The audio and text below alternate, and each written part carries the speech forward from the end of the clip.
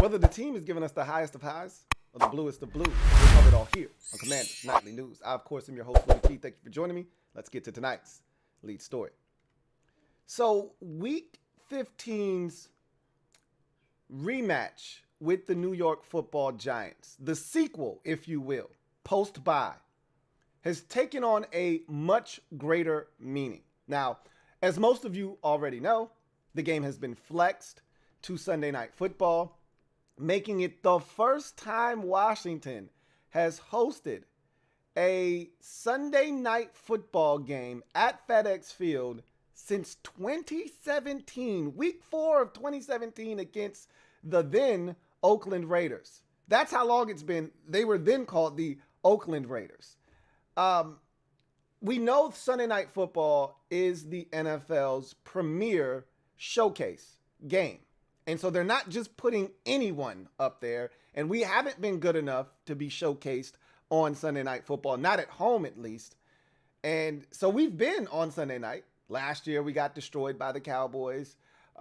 We were there in 2020, the year prior, in week 17 when we got flexed into that game because we were playing the Eagles, even though the Eagles had nothing to play for. We had everything to play for. We didn't play on Sunday night in 2019 nor 2018. And the last time we had a Sunday night game, it was 2017, Week 4 versus the Raiders. And coincidentally enough, it was a win. So it's been a long time since Washington has hosted a game of this magnitude. Let me just tell you what this game means. This is the biggest game we've had at FedEx Field since the season finale back in 2012 against the Dallas Cowboys. That's how big the Week 15 matchup is going to be. I can't tell you how excited I am about this. I get goosebumps just thinking about that game now because understand it's December. We're playing meaningful football game against an NFC East opponent. This is what I've been asking for, right? This is what I've been clamoring for. A big game under the bright lights. We don't stink. Neither does the team we're playing against. Playoff implications on the line. We're at home. I couldn't ask for much more. Maybe that we're in first place or we're playing the first place team and we're in second and a win gives us an opportunity to take over first place. Maybe that's the more that I could ask for, but I'm not going to be greedy. I'm just excited about the opportunity that awaits us post-bye. And so when you talk about the importance of this game and the magnitude of it, we really need to deep dive. So let's do that right now because I don't think some of you understand just how big of a contest Week 15 is against the New York Football Giants. So let's take a look at the NFC East standings quickly. And really, I don't want to focus in on the Eagles or the Cowboys because the likelihood that we catch either one of these teams for that matter, but I don't want to speak on the Giants matters. I only want to speak on Washington. I can't speak for what the Giants are going to do. We're not catching either the Dallas Cowboys or Philadelphia Eagles. That ship sailed when we tied to the New York Giants. If we had any hopes or aspirations of catching either one of those two teams, we needed to win out, essentially, and then we would need help, obviously. We don't play the Eagles again, and we play the Dallas Cowboys once more. So these two teams play each other once. Someone's going to lose that game, and it would have benefited us, but we would have had to take care of business, and we pretty much didn't do that on Sunday with the tie. Thus, those two teams are out of reach. And I'll show you why the Cowboys are out of reach. But you know what? It's not the worst thing in the world. I'll explain why a little bit later on. But let's focus at the task at hand. I just want to focus on these two teams right here because this is what it all comes down to here. The Giants at 7-4-1 have a 62.5% win percentage. Washington has a 57.7 essentially percent win percentage, or 577. At the end of the day, we talked about point differential. The Giants are the worst point differential team that is currently in the playoffs. Washington is on the outside looking in, but Washington is the second worst. They're at -3. I told you that just goes to show you the margin of error is small for both teams. I told you it's like looking in the mirror. We're very evenly matched teams in terms of the way we play the game. So we don't win by a lot, but we also don't lose by a lot either. You'd like that net points to be in the plus, and we have an opportunity to do that next week when we play the Giants. But here's where things get interesting and what we really need to focus in on. When we start talking about the playoffs, this is what's important. You start looking at tiebreakers, and the first tiebreaker is going to obviously be head-to-head. We both tied the first time, so this game is monumental. If it comes down to the only team that we can tie at the season's end for a playoff spot is the Giants, because they have a tie just like we do because we tied them. So this game in week 15 is huge. We can't tie Dallas. We can't tie the Seattle Seahawks. We can't tie the San Francisco 49ers. They don't have a tie. The Giants do. So the only team that we are staring at and saying, hey, we could finish with a tie and tiebreakers now come into play is the New York Giants. So here's why Sunday's game is so important. Obviously, the tiebreaker factor is number one, head-to-head. Someone's going to win that game. At least we hope someone's going to win that game. It could be another tie for all we know. But someone's going to win that game. All right. Washington has greatly improved their home record. We started out abysmal at home at, I think we started out 1-0, and then I think we proceeded to lose our next 2 home games. We won in week 1 against Jacksonville. We lost in week 3 to Philadelphia. We lost in week 5 to Tennessee. And then we won in week number 7 against Green Bay, lost in week 9 to Minnesota, then won in week 11 against, or week 12 rather, against the Atlanta Falcons. So we're 3-3. You know, this narrative that we're terrible at home is grossly overstated. We're not great at home, but we're improving at home. We've shined on the road. We're 4-2-1 on the road, so we have a winning record on the road. But we're gonna have to. We got 3 out of our final 4 at home. We're going to have to improve that home mark if we are to make the postseason. You got to protect the house. Division. This is where things start to get interesting. So if we finish tied with the Giants, obviously the tiebreaker is the win. On Sunday, next Sunday rather, week 15. Whomever wins that game wins the tiebreaker. You don't even have to go to all of this. But let's just talk about, for shits and giggles, that there's another tie. I doubt it. Highly, doubt it. But division. The Giants don't own a win in the division this season. They were swept by Dallas. They tied against us. They play us again. They're going to play Philadelphia this week. If they win that game, it changes things dramatically. Changes the way that their season looks. It changes, the mathematics of everything. Changes a lot of shit if they beat Philadelphia. If they were to lose against Philadelphia, come into the game tied at 7-5-1 with us, they'd be 0-3-1 in the division, and they would really be in trouble at that point. But again, all of that is out the window because these different metrics that they would use, division, conference record, all that stuff, record against like opponents, all that stuff goes out the window because somebody's going to win on, Sunday in week 15 and someone's going to lose. I don't think you're going to see another tie between these two teams. And because of that, it's not like we could finish 1-1. We could split the season series and now we need to start talking about these. But I just wanted to show you some of this stuff because theoretically we could finish tied with the Giants, but ultimately we need to beat them. If we don't beat them, then they have the edge over us, and we then would have to finish with a better record than them on the season to get in. We could not finish tied with them. Whomever wins this game, and again, I don't know what's going to happen against the Eagles in week 14 for the Giants, but because stranger things have happened. Nobody expected us to beat Philadelphia in week number 10. So I'm not going to just rule the Giants out. It's family business. You guys know how that goes. But I will just tell you that the winner of the game on Sunday in week 15, Sunday Night Football, is going to essentially really have the upper hand in controlling the outcome. Remember, there's 4 teams vying for 3 spots in the playoffs. We've already discussed this. Okay?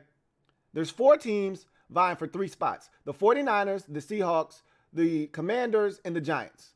Okay? 4 teams, 3 spots. Somebody's going to win the NFC West. Okay? Whether it's Seattle or San Francisco, someone's going to win that division. And then whomever doesn't win that division is getting a wild card spot unless San Francisco with Brock Purdy self-destructs. Okay? Unless they implode with the rookie 7th round pick at quarterback, whomever doesn't win the division is going to get a playoff spot. And then whomever is left of the NFC East after Philadelphia and the Dallas Cowboys is going to get a playoff spot. We once fantasized and romanticized about the possibilities of all 4 teams in the division making it. That's not going to happen. That's not going to happen unless one of the NFC West teams falls off a cliff. That's not going to happen.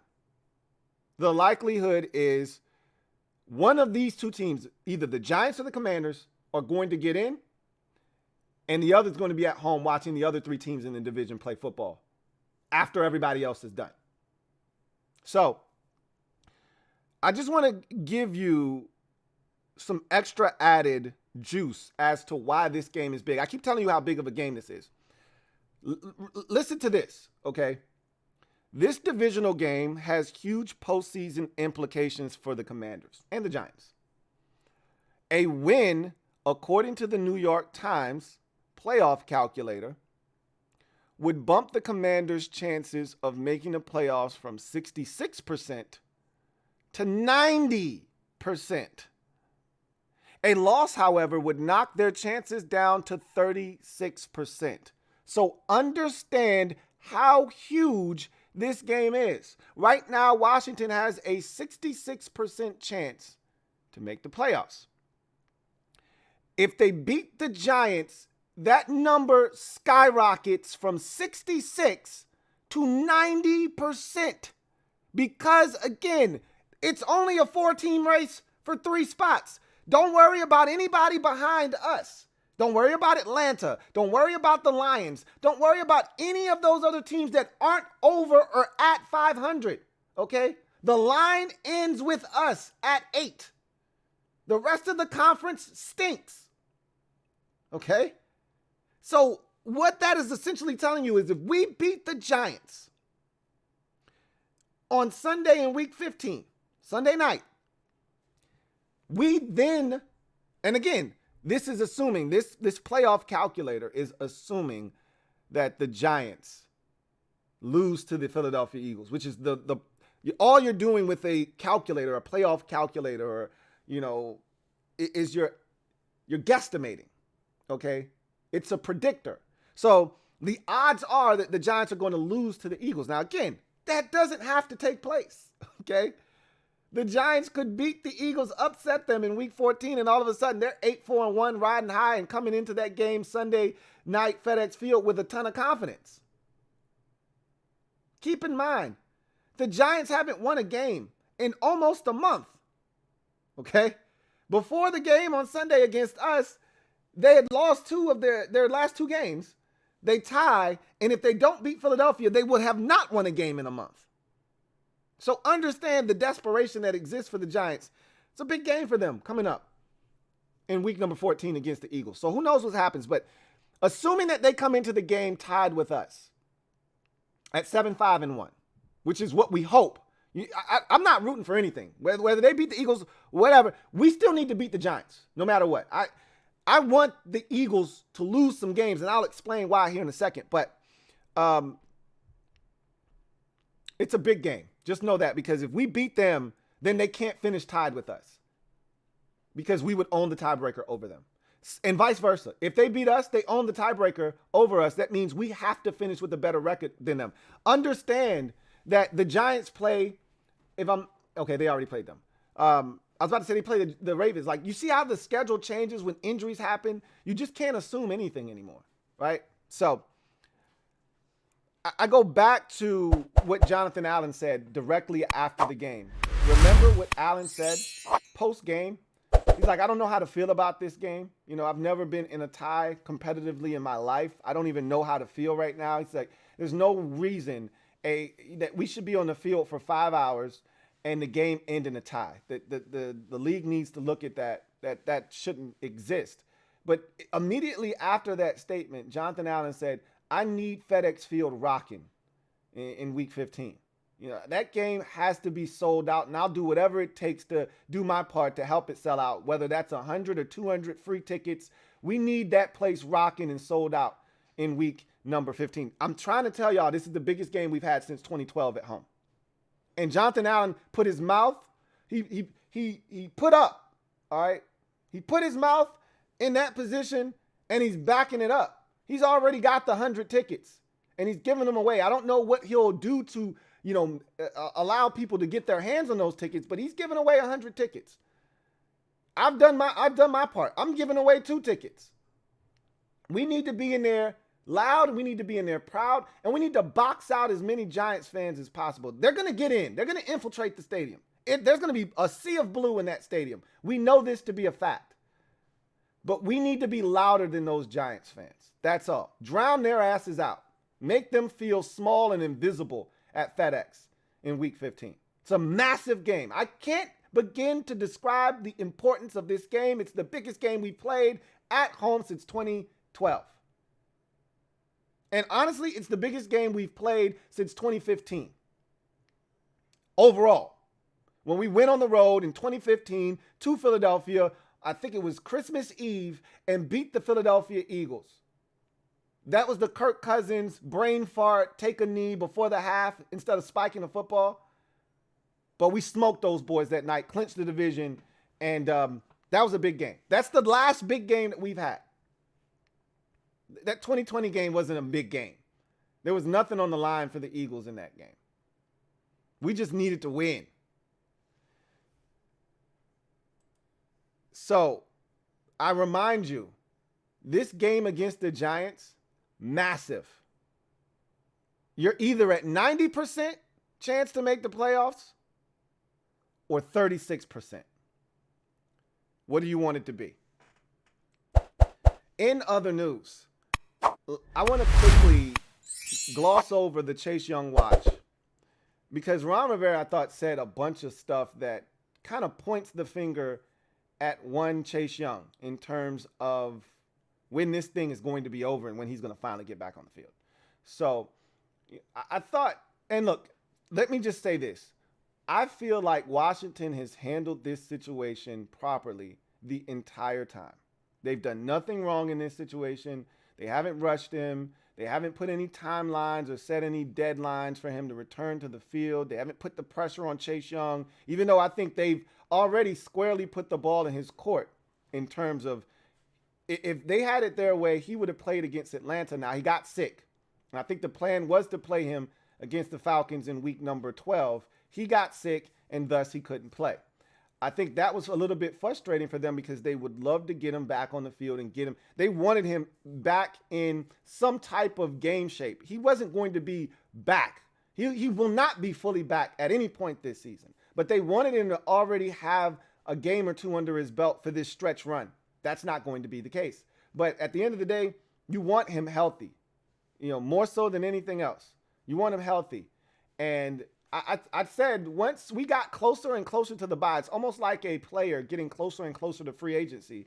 At some point, you don't even need to sign a contract if you're a player approaching free agency. You might as well just see what your worth is on the market or force the team to franchise tag you, which is the position they find themselves in with Daron Payne. At this point, it doesn't really – he's not incentivized to sign a long-term deal with Washington.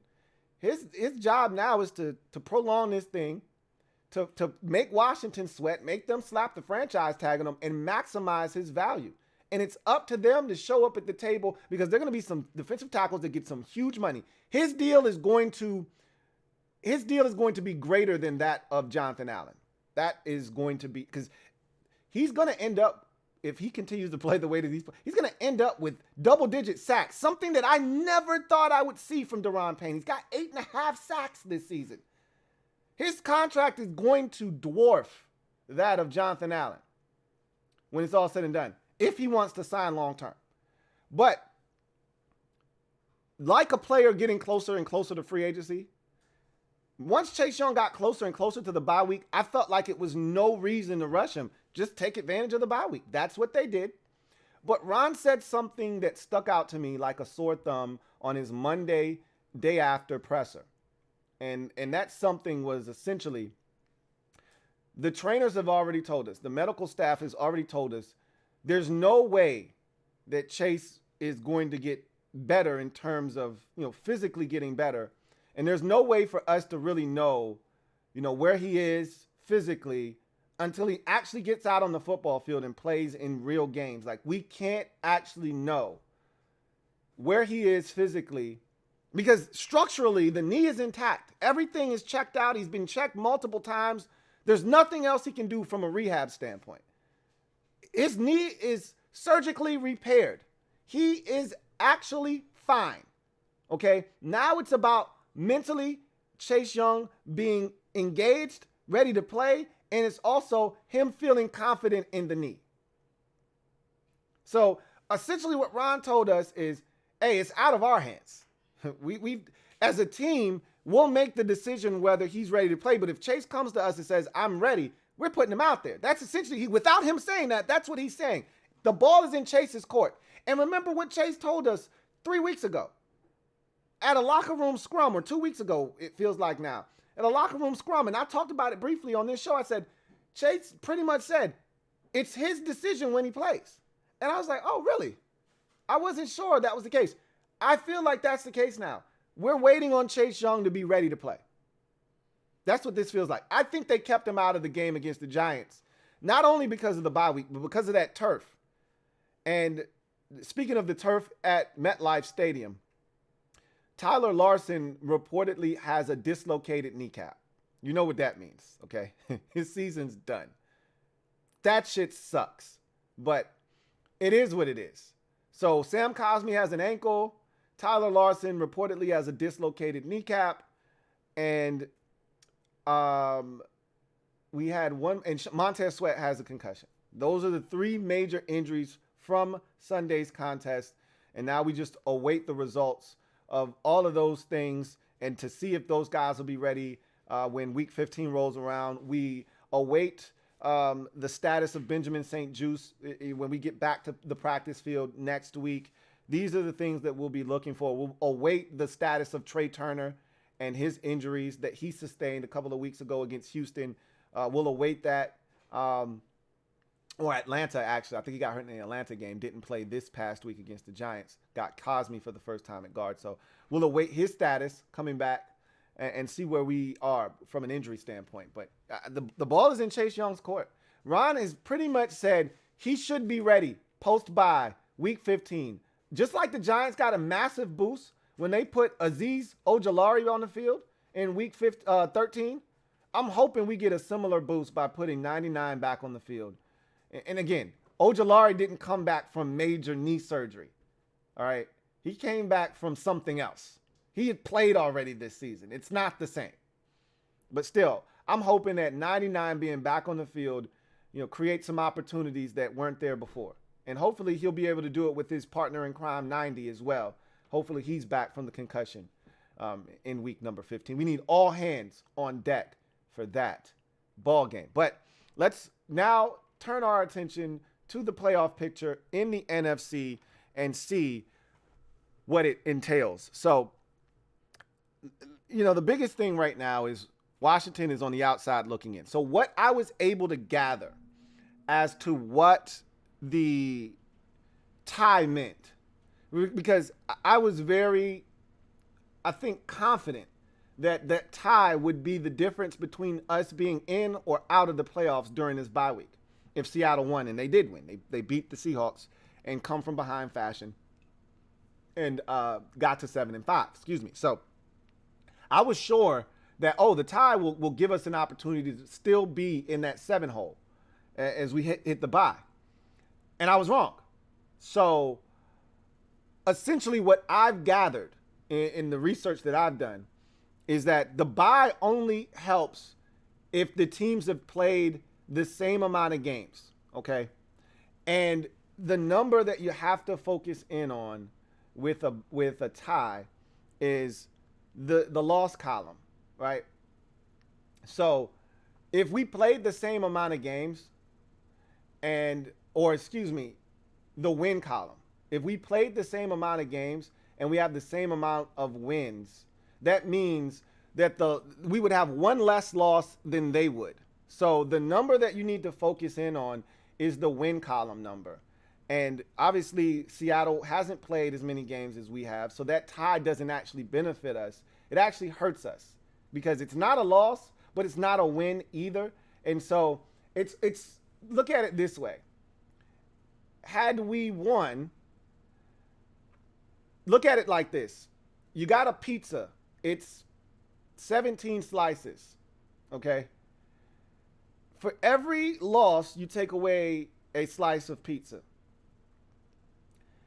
We went into the game with 5 slices missing. Seattle went into the game with 5 slices missing, okay? When we came out of the game, we didn't have a loss. So we didn't have an entire slice missing, but we did have like a half a slice that was cut and taken out of our box. Seattle didn't lose another game, so they still have the other 12 slices. They still only have 5 slices missing. We have 5 slices and a half missing, if that makes sense, if that makes it, makes more sense to you, okay?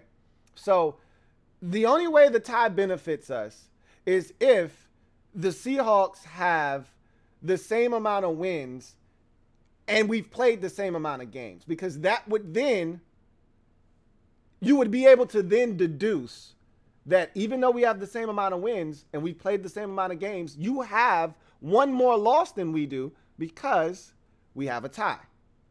So that's the only way the tie benefits us. We get to the end of the season, Seattle's won 10 games, we've won 10 games. Well, guess what?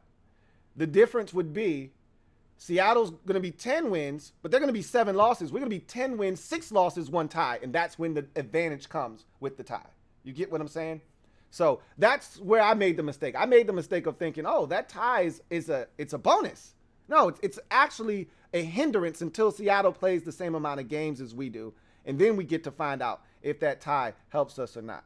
So, for instance, if Seattle loses this week to Carolina, they'd have the same amount of wins as us, 7, but then you go to the loss column, we'd have 5 losses, they'd have 6. So now we'd be in front of them. So you see where it would benefit us? So anyway, we're in the 8 hole after the loss, or the tie. Feels like a loss. It's a tie. And so what that effectively does is it takes away all of the tiebreakers now. Like, we don't have to sit here. The conversations that we've been having for the last 2-3 weeks about, well, if this team wins, and that's all dead now. The only team we can finish tied with is the Giants. And guess what? Shit really doesn't matter anymore now, does it? Because if we beat them on Sunday Night Football, it doesn't matter. If we finish tied with them, we get the tiebreaker. They have to finish one game better than us if we beat them. If they beat us, same thing applies. We have to then finish one game better than them in order to qualify for the playoffs over them. So that's why Sunday's game in Week 15 will be massive, because the winner is really in the driver's seat. With 3 games to go, the winner is in the driver's seat. So I'm just going to go to the schedules of the other teams, because, I mean, there's still value in looking at who San Francisco and Seattle and the Giants, they all play, because we still want them to finish with a worse record than us, if at all possible. So let's take a look at Dallas. This is the thing I need you to understand about Dallas. We're not catching the Cowboys. And you know what? I told you already, they got the Texans. They got the Jack. Like, they're not going to lose very many more games. However, that's not a bad thing. It's actually not a bad thing. Why? Because we want pressure on Philadelphia. The only team that can apply that is Dallas. If Dallas falls by the wayside, if Philadelphia continues to win football games, I think they're going to lose 2 more games, will the Eagles. One of them, we have to hope, is against Dallas. Because this is why it's important that Dallas continue to roll. For us, we need that Week 18 game against the Giants to mean something for Philadelphia. We need it to mean something. Now, Dallas and what they're doing can impact that. Or the Vikings continue to win and they impact Philadelphia and don't allow them to rest. But remember, they already beat the Minnesota Vikings. So again, just like I talked about with the Giants and us, they can't finish tied and leapfrog the Eagles, can the Vikings. They have to finish with a better record than the Eagles in order to finish as the number 1 seed in the NFC. So we need the Cowboys really is the team that can apply pressure, because the Vikings lost that tiebreaker. I don't think the Eagles are really threatened by the Vikings' presence, because I expect the Vikings to lose another game or two this season. But they got the Texans, they got the Jags, they got the Titans. I think the Cowboys are going to win every single one of these games. The Jags game and the Titans game are interesting because they're on the road with teams that, in particular, Tennessee can run the football. We'll see. Right now, these all look like wins, except for the Eagles game and the Commanders game. These all look like wins. So we're not catching them, but them winning actually helps us, because it puts pressure on Philadelphia and it makes that Week 18 game more likely to mean something for the Eagles. And we're not seeing Gardner Minshew out there with us hoping the Giants lose in Week 18. But we'll see what happens. At the end of the day, I'm still not rooting for anybody. To hell with it. If we need to take care of our own. I'm not rooting for Dallas. I'm not rooting for the Giants. I'm not rooting for the Eagles. I'm not rooting for none of their asses. We need to take care of our own business. If we win, we're getting in. That's the way I look at it. F the rest of them. Speaking of F and the rest of them, the Giants. I've said it already. I'm upset that we didn't do our part. We wanted their season to fall apart. We wanted to have what was done to us last year be done to the Giants. We had an opportunity to do what we needed to do to make sure that came to fruition, and we didn't do it. We left the door slightly ajar. So now the Eagles are going to try to pick up where the Cowboys left off. And if the Eagles do their part, then we need to come off the bye and do our part.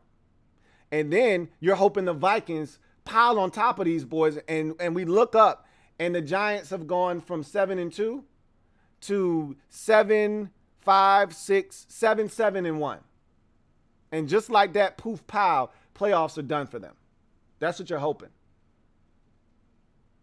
But again, because they're going to probably beat the Colts, and that Eagles game may not mean shit for the Eagles. They might have the number 1 seed already sewn up.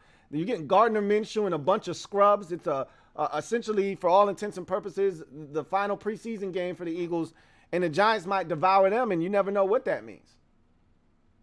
But again, if you beat the Giants, and let's say they lose to the Eagles, and then we beat them, and then the Vikings beat them, they're cooked. Because then at that point, the best they can do on the season is 9-7-1. Well, if we beat them, we're 8-5-1. So all we would need to do is win one more game to get to 9, right? And then they can't catch us. Mathematically, we get to 9. The best they can do is 9. Well, we're tied with them, but we beat them. That's why it's 90% chance. If we win, we're going to get to the playoffs. We have to beat the Giants. I can't stress that enough. Because if they lose to the Eagles on Sunday, if we beat them, and then the Vikings turn around and beat them the following week, they win one of those 3 games. Preferably the one they want to win is against us, which is why we have to beat them. But if they lose all 3 of these games, they're done. Because then all we have to do is win one of our final remaining 3 games to get to 9, and the Giants can't catch us. We're in. I told you, there's 3 seats for 4 teams. Somebody's going to be on the outside looking in. I don't give a shit about Seattle. I don't give a shit about the Giants. I don't give a shit about the 49ers. I just care about us. Our easiest, most direct path to the playoffs is to beat the Giants in Week 15. Then you just got to win one more game. 9-7-1 gets you in at that point. That's how big Week 15 game is. I can't stress it enough. Then you have the Seahawks. They got the Panthers this week at home. They're going to win that game. 49ers on a quick turnaround Thursday night football. That game once looked very daunting with Jimmy Garoppolo, and I hate to make Jimmy Garoppolo sound like Joe Montana or Peyton Manning or some shit like that, but it's light years. Oh, he's light years ahead of Brock Purdy, but that's still a tough game. It's family business. Then they got the Chiefs. Then they got the Jets. They're playing some good defensive football teams. Then they finish up with the Rams again, who just put a scare into them. But by week 18, the Rams would be packing up the U-Haul truck, getting ready for the offseason.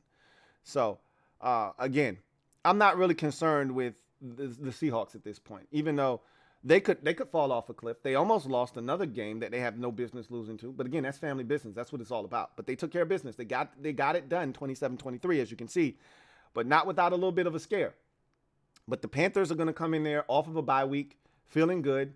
But the Panthers, this is the thing. They haven't won a road game under their interim head coach. They've won a bunch of home games. They haven't won on the road, and I don't think they're going to beat Seattle. But we'll see. They got some tough games here, the Seattle. But they're 7-5. You assume they'll be 8-5 after Sunday, taking care of business at home against Carolina. Then it gets interesting because they're home for San Francisco on a Thursday night. Then they're at the Chiefs. And then they're home for the Jets. They could lose 2 out of 3, all 3 of those games. Then you're looking at an 8-8 ball club going into the final week of the season. They win one of those 3 games in addition to the Panthers game. That's 9 for them. 9 puts them in a really good spot. Doesn't guarantee them what 9 guarantees us if we beat the Giants, because we have the tiebreaker over the Giants. You know what? Yeah, because they don't have a tie. So the Giants mathematically would be better than them at 9 wins if both teams finish with 9, even though the Seahawks beat the Giants earlier this season. That tiebreaker no longer means anything with the Giants having a tie. 49ers. At one point, I was dismissing the 49ers as a team we even needed to concern ourselves with because of what they were as a team and what they were doing. But now with the injury to Jimmy Garoppolo, they're still dangerous defensively. Offensively, I don't know if they can do what they did in that first game. There'll be film on Brock Purdy here shortly, and teams will start trying to really get after him and make him uncomfortable. He'll start seeing different defensive looks, and we'll see how he handles it. He may handle, zone better than man. He may handle man better than zone. He may struggle against, zone coverages where you don't blitz. The Dolphins blitz quite a bit. It made it a lot easier on him to find receivers. We'll see. The book will be out on him by the time we get to him in a couple of weeks. So, in 3 weeks, rather. So, we'll see what happens. And so they've got the Bucs, who are offensively challenged right now. I just don't see how that defense of the 49ers doesn't smother that Buccaneers offense that's struggling. Seattle, the week after on Thursday night, we talked about that already. Then we play them. It's a quick turnaround. Washington, they're not happy about the Sunday night flexed game because of what it means. Jonathan Allen said on the Junkies radio program today, he has a weekly hit with them. He said, you guys know the traffic at FedEx. That Sunday night game, I won't get home till 5 in the morning after that game. And then, remember, it's a Saturday game, so you don't get home till 5. That whole day is wrecked. That Monday is wrecked because you're just getting in the house at 5 in the morning. Versus playing that game at 1 and getting home at 4 or 5 o'clock in the evening. Now you're getting home at 5 in the morning. So that whole Monday is wrecked. Tuesday, instead of that being an off day for the team like it usually is, you got to come in now because that's the first day of practice, essentially. Now it'll be a walkthrough, but you got to get the ball rolling because you got to travel on Friday. Practice is Tuesday, Wednesday, Thursday. You travel on Friday. You got a game on Saturday. It's a rough situation for Washington. But and the 49ers will be coming off of, this is not the first time. The Eagles had a Thursday night game when we played them on Monday Night Football. So this is not the first time we'll be playing a team well-rested, waiting on us. I don't care. At home. I welcome the challenge. Then they've got the Raiders and then the Cardinals to finish up. So I said all of that to say this. We're in a spot where everything we want is in front of us. The pitcher just got, honestly, the win would have been much better. But you know what? This tie is effectively done. is it's made the coast clear for us. I mean, had we beaten the Giants, it would have complicated things, because had we come back and lost to the Giants and we've split the season series, now we got to get into all these tiebreakers. Now we got to talk about tiebreakers with Seattle. Now we got to talk about tiebreakers with San Francisco. That tie essentially stops all of the tiebreaker talk. We don't have to have that shit. And it crystallizes the picture for us. Beat the Giants in week 15, and you're going to make the playoffs, more likely than not. The Giants are then going to have to go into overdrive, especially if they don't beat the Eagles in week 14. They come into the game tied with us at 7-5-1 after a loss to the Eagles, and then we beat them, drop them to 7-6-1. We improve to 8-5-1. And then the next week they go and lose to the Vikings in Minnesota and drop to 7-7-1. No matter what we do against the 49ers that following week, we could go on the back home and beat Cleveland the following week after that, or we can beat Dallas in the final game of the season, whatever. All we would have to do at that point is get to 9 wins. But that's assuming that the Giants lose each of their next 3 games. We can't say that for certain. And I'm not concerned about what happens in their other games. We just need to beat them in week 15. That's the clearest path to the postseason. And really, that tie crystallizes it for us. It's what it's effectively done.